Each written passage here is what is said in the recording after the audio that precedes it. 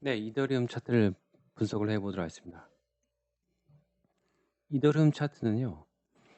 거의 3일 차트나 3일 차트가 잘 맞습니다. 일봉 차트나 아니면 주봉 차트. 보통 알트코인들은 지지와 저항선이 가장 잘 맞다라고 말씀을 드리고 싶어요. 뭐 MACD 그런 건 잘 안 맞죠. 워낙 시장이 변동이 커 가지고 말이죠. MAC 같은 게 잘 맞으려면 주봉 차트나 월봉 차트밖에 없습니다. 근데 워낙에 캔들이 너무나 커 가지고 좀 대응하기가 어렵죠.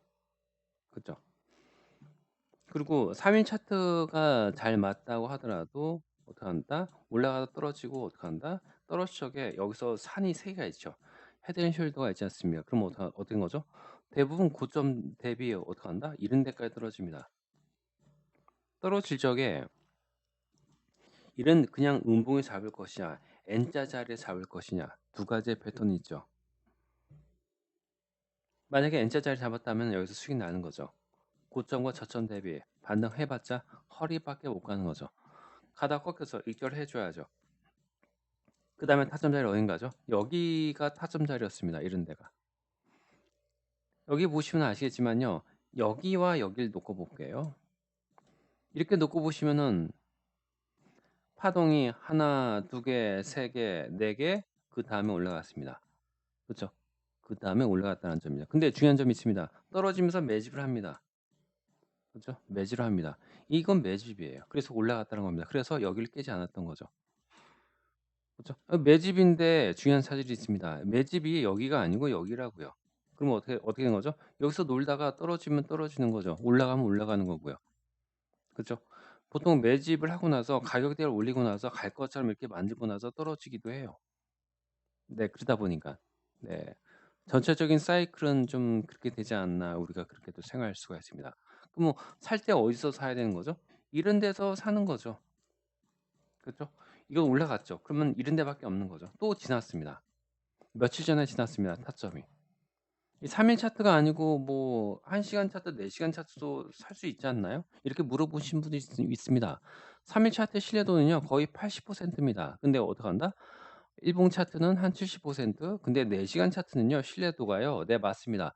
40%나 35% 밖에 되지 않습니다.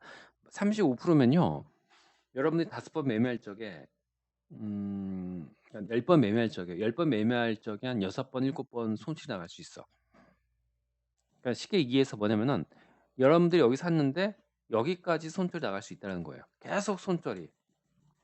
몇 개? 7번 정도요. 왜 그럴까요? 4 시간 차트는 30% 밖에 신뢰도가 보이지 않습니다. 그쵸? 알고 있으라는 거예요. 손절이 17번 나갈 걸 알고 있으라는 겁니다. 자기 근데 손절 7번 하지 못하겠어요. 그러면은 뭐 4 시간 차트 네 매매하면 안 되는 거죠. 그죠? 뭐 4 시간 차트 매매를 할 적에 손절 7번 나가더라도 더 많이 살 수가 있는 손절 복리를 매매한다. 그러면 가능하겠죠. 그죠? 근데 여기서도 중요한 점이 있습니다. 4 시간 차트도 이미 타점 지나갔어요. 이미 끝났어요. 그죠? 뭐 4 시간 차트라고 하더라도 뭐 양봉에 살 수 있나요? 음봉에 사야죠. 여기 타점이었어. 이런 데도. 그죠? 네 그렇게. 그러니까 여기 하나 둘 셋 넷 다섯 여섯 막 이 정도. 그다음에 뭐 일곱 뭐 이 정도. 그러니까 몇 번 손절이 될지 모르는 거죠. 뭐 여기까지 더한다면 뭐 8번까지도 나올 수 있는 겁니다. 그쵸? 그러니까 쉽게 얘기해서 한 번 이렇게 떨어지면요. 여기처럼 보시면 아시겠지만 한 번 손절, 두 번 손절, 세 번 손절, 네 번 손절이죠. 그쵸? 뭐 경우에 따라서 뭐 5번까지 될 수도 있습니다. 그러니까 쉽게 이야기해서 뭐냐면 고점부터 떨어질 적에 어떠하나 손절이 연타로다가 납니다. 진짜 많이 나옵니다, 손절이. 근데 이렇게 떨어지는 경우도 있는데요. 보통 네 맞습니다. 1 원까지 만약에 걸린다. 만약에 1 원까지 걸린다. 그러면 손절이 몇 번일까요? 10번 넘어요. 11 번, 12 번. 그죠? 그러니깐 자기가 15번 정도 손절할 수 있는 금액으로 다 매매한다. 손절 복리한다. 그러면 영원히 돈 버는 거죠, 어떻게 보면요. 근데 뭐 4 시간이 아니고 1 시간 차트 매매한다. 그러면 더 확률이 떨어지겠죠. 그죠? 확률이 떨어질 겁니다. 근데 4 시간 차트 매매할 적에 상승할 적에 이런 추세에서 상승 지그재그 이 채널 안에서 있다. 타점이 나온다. 그러면은 신뢰도가 한 10% 업이 됩니다. 왜? 상승 추세이기 때문입니다. 하나 알려드릴게요. 이것도 올라가죠. 이게 꺾일 적에 여기서 살 적에 신뢰도 떨어지는 거죠. 근데 이런 데서는 어떻게 한다? 신뢰도가 높은 거죠. 그래서 이런 데서는 신뢰도가 높습니다. 상승할 적에는요.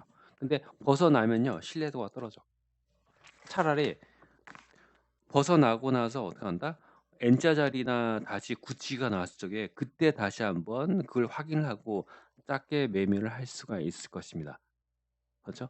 어떻게 보면 뭐 네 당연한 겁니다.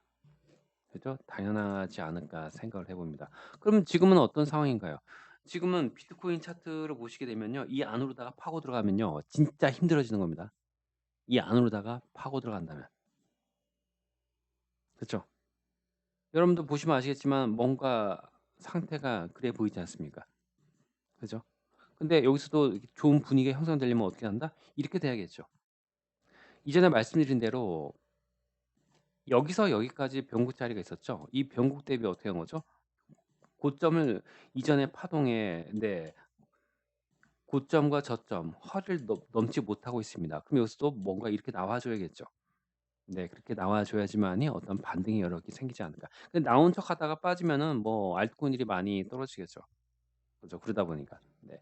근데 진짜 속도를 가지고 떨어질 때는 이런 데를 빠질 때 속도를 가지고 좀 떨어지지 않나 그렇게도 우리가 생각을 해 볼 수가 있습니다. 그죠. 처음 오신 분들 구독 부탁합니다.